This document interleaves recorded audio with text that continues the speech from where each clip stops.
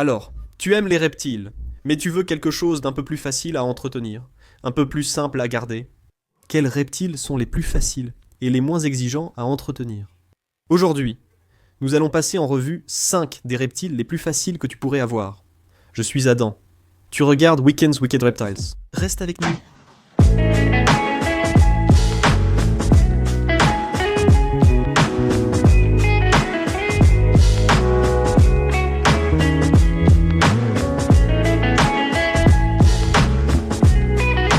Quand il s'agit de reptiles faciles à entretenir ou à faible maintenance, il y a plusieurs raisons pour lesquelles tu voudrais en avoir. Alors, ce n'est en aucun cas un guide pour les paresseux. Si tu es quelqu'un de paresseux et que tu vas négliger tes animaux, c'est pour ça que tu veux du facile. Arrête et prends plutôt un caillou de compagnie ou un autre passe-temps, mais pas de reptiles. La raison pour laquelle je fais ça, c'est parce que certaines personnes voyagent. Elles partent en voyage d'affaires. Certaines personnes ont un handicap physique, les empêchant de s'occuper d'un dragon barbu, qui demande d'être nourri quotidiennement et de ramasser ses excréments. Numéro 5. Les serpents des blés. Et la raison pour laquelle ils sont si haut placés sur la liste, c'est parce qu'ils sont un peu plus rapides, n'est-ce pas? Si vous cherchez quelque chose de très facile à entretenir, c'est parfait pour vous, ces petits gars-là. Leur humidité et poche-chaleur sont simples à gérer. Ils n'ont pas besoin d'un fort taux d'humidité. Ce qui est vraiment un frein pour beaucoup d'espèces, n'est-ce pas?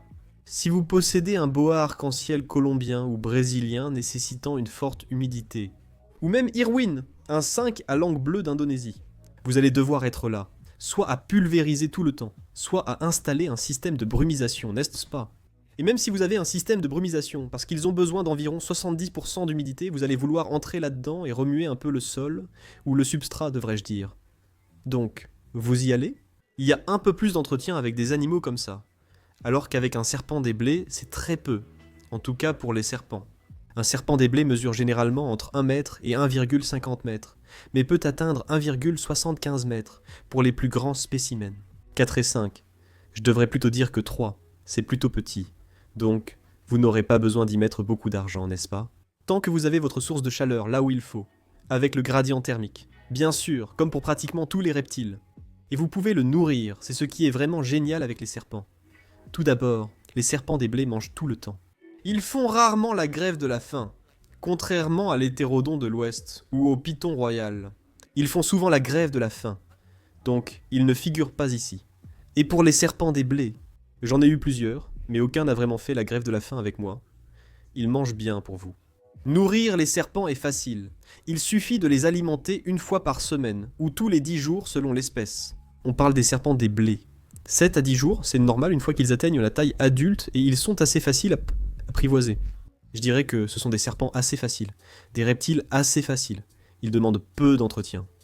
Numéro 4, les grenouilles Pac-Man. Ce n'est pas un reptile, mais poursuivez-moi. Je comprends, mais pour les herpétos faciles à entretenir, on les inclura. Je déteste utiliser ce terme. C'est ce que je suggérerais comme étant peut-être le plus facile de tous. Et tout simplement parce qu'ils restent un peu là, non ? Ils n'ont pas besoin d'un grand terrarium vu leur taille, ils n'ont pas besoin d'éclairage spécial. Pareil pour le serpent des blés, je crois l'avoir oublié. Mais leur comportement alimentaire est vraiment intéressant et ils ne demandent pas beaucoup d'entretien, c'est pour ça qu'ils sont sur la liste. Vous pouvez en avoir, tout simplement. Ils restent en gros à température ambiante du côté frais et un peu plus chaud du côté chaud. Bien sûr, il vous faut un gradient thermique, comme pour tous les animaux de cette liste. Mais ils vont manger des choses comme des souriceaux, ce qui est vraiment cool parce que vous n'avez à les nourrir qu'une fois par semaine s'ils mangent des souriceaux. Parfois, n'est-ce pas? Certaines personnes diront entre 1 et 3 fois par semaine, selon la taille et le type de proie. Mais vous ne voulez sûrement pas qu'un souriceau soit leur aliment principal. Je devrais dire, de toute façon, vous allez vouloir un mélange d'insectes, c'est en gros ce qu'ils vont manger. Ce n'est pas un guide complet d'entretien. Renseignez-vous avant d'adopter une grenouille Pac-Man. Mais juste en général. Quand j'étais enfant, je me souviens avoir demandé « Quel est l'animal le plus facile à garder? Qu'est-ce que je peux convaincre mes parents de me laisser garder ?» Tout le monde disait « Prends une grenouille Pac-Man. Elles sont simples et cool, avec plein de morphes différents. Tu peux en avoir des rouges, des vertes, des jaunes. Ces petites bêtes sont vraiment cool. » Je recommanderais fortement le numéro 4, qui est en fait un amphibien. Mais c'est une grenouille Pac-Man. Et on va passer au numéro 3. Oh, avant de continuer, tu ne peux pas manipuler les grenouilles Pac-Man. Si tu préfères observer sans manipuler les animaux, il vaut mieux éviter de manipuler la plupart des amphibiens. Les grenouilles Pac-Man sont faciles, car il suffit juste d'enlever les crottes, sans beaucoup les déplacer. Numéro 3. est la seule chose sur cette liste. Je n'ai pas d'expérience personnelle avec, à part juste les toucher et travailler avec eux. Et c'est quelque chose dont je n'ai jamais parlé sur la chaîne auparavant. Les serpents royaux de Californie. Maintenant, j'adore les serpents royaux de Californie. Je les trouve géniaux, j'en ai manipulé pas mal, j'ai beaucoup d'amis qui en ont. C'est une espèce sur laquelle j'ai beaucoup fait de recherches. Je n'en ai jamais eu avant. Je ne sais pas. Je n'ai jamais vraiment eu envie d'en avoir un dans ma propre collection. Mais la raison pour laquelle ils sont faciles, c'est que le taux d'humidité est en gros celui qu'il y a dans votre maison. Il existe des variantes. Certains préconisent 30, d'autres 60 ou un entre-deux. Ce n'est pas un guide d'entretien. Faites d'abord vos recherches. L'humidité revient toujours lorsqu'on évoque les reptiles faciles ou à faible entretien. Le faible entretien vise à éviter d'entrer dans cette pièce et d'y intervenir quotidiennement. Pour certains, il n'est pas nécessaire d'entrer dans la pièce des reptiles pendant plusieurs jours si tout est programmé. Ils ont leur cycle lumineux, ils ont un gradient thermique, ils ont tout ce dont un reptile a besoin. Ou, pour que l'amphibien Monsieur Pac-Man Grenouille soit heureux. Alors tout va bien, vous êtes prêts. Même les serpents rois de Californie peuvent être assez rapides, non ? Un peu comme un serpent des blés, et ils sont un peu plus faciles à manipuler que certains animaux plus gros, n'est-ce pas ? Ces gars-là ne vont pas devenir grands du tout. Pas très grands, en tout cas.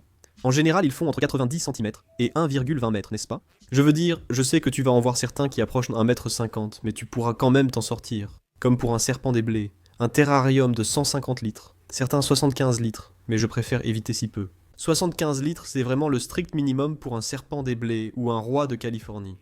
Je préfère un 150 litres, pas un terrarium trop grand. Ils continueront à manger et ne seront pas stressés tant qu'ils se sentiront en sécurité. Alors, comment faire ? Bouchez l'arrière et les côtés si le terrarium est en verre, sinon bouchez tout autour. Ainsi, ils peuvent se mettre à l'abri et se sentir en sécurité. Ajoutez des cachettes, des couvertures, et éviter les grands espaces ouverts. Voici comment procéder. Pour revenir à la raison pour laquelle ils figurent parmi les animaux à faible entretien, ils mangent très bien. Les serpents rois, en général, sont connus pour être des mangeurs très agressifs. Ils mangent facilement, volontiers, et s'arrêtent rarement. Car comme pour un serpent des blés, vous pouvez leur donner de grosses souris, ou de petits rats, même des ratons, ce qui vous coûtera aussi moins cher. Donc, vous en mettez un dans un seau d'eau, vous le décongelez, et vous le donnez à manger. Et c'est tout.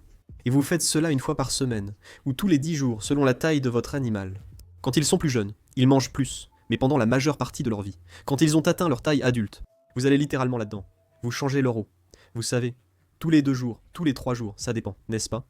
Assurez-vous qu'elle soit toujours très propre. Ces animaux ont toujours besoin d'eau propre. Ensuite, nourrissez-les une fois par semaine, ou tous les 10 jours. Les serpents rois de Californie numéro 3 sont vraiment cool. Le numéro 2 est l'un de mes préférés, évidemment les geckos léopards. J'adore les geckos léopards. Je pense que parmi tous les reptiles que vous pourriez avoir, ils sont vraiment parmi les premiers pour leur facilité et le plaisir qu'ils procurent. Je les mets toujours en tête de liste, souvent premiers. Si vous avez vu d'autres listes, voici la playlist. Ici c'est juste que je trouve qu'ils ne sont pas délicats ni fragiles, mais plutôt robustes et un peu maladroits. Ils ne vous mordront pas et ne sont pas rapides.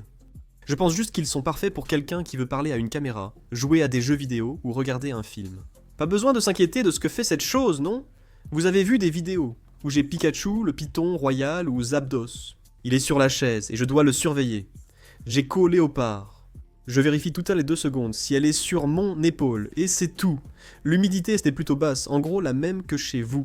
Pour la plupart des gens, dans la plupart des régions du pays ou du monde, je devrais dire, la chaleur n'est pas très difficile à fournir.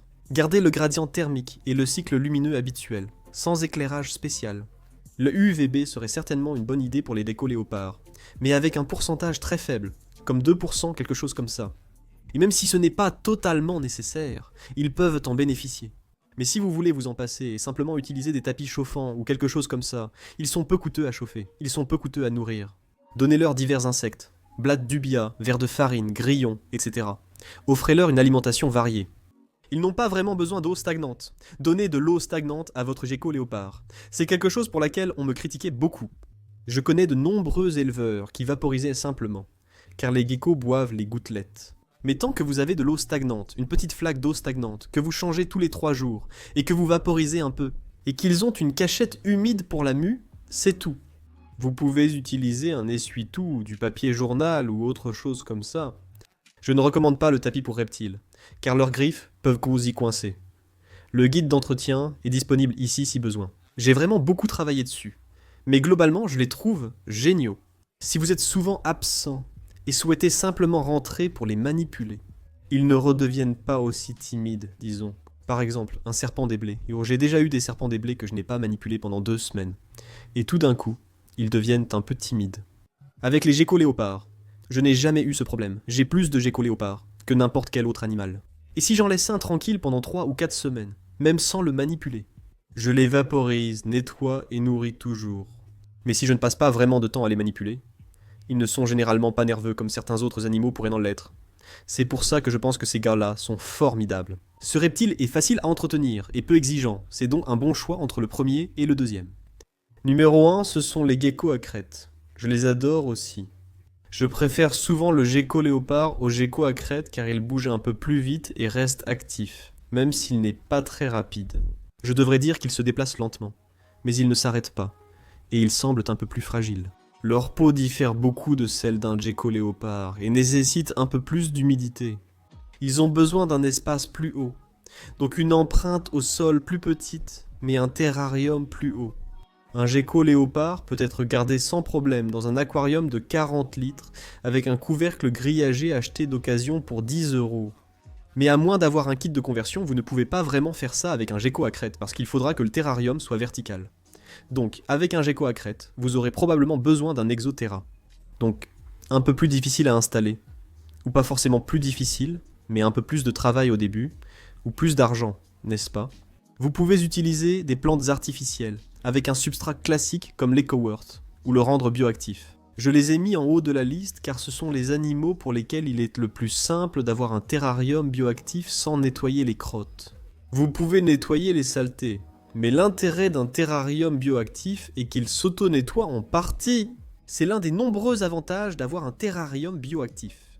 Vous pouvez y mettre de nombreuses plantes, elles grandissent, et c'est magnifique. Ils sont aussi très faciles à nourrir.